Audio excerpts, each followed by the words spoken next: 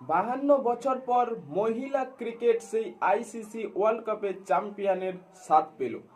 সেই কপিল দেব এবং মহেন্দ্র সিং ধোনি ও রোহিত শর্মার পর হরমনপ্রীত কৌরও এবার আইসিসি সেই সফল কাপ্তান হয়ে দাঁড়িয়েছে। কারণ এই দিন মহিলা ক্রিকেট যেভাবে খেলেছে সত্যি একেবারে অবিশ্বাস্য। যেভাবে সেই হরমনপ্রীত কৌরের দল সেই স্মৃতি মন্দানা এবং শেফালি বর্মা ওপেনিংটা যেভাবে শুরু করেছিল, মনে হয়েছিল যেন 300-রও বেশি রান করবে সেই টিম ইন্ডিয়া।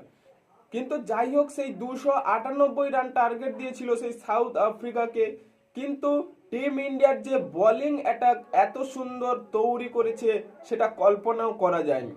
কারণ সেই god plan in the best plan বলে মনে করছে ক্রিকেট বিশেষজ্ঞরা।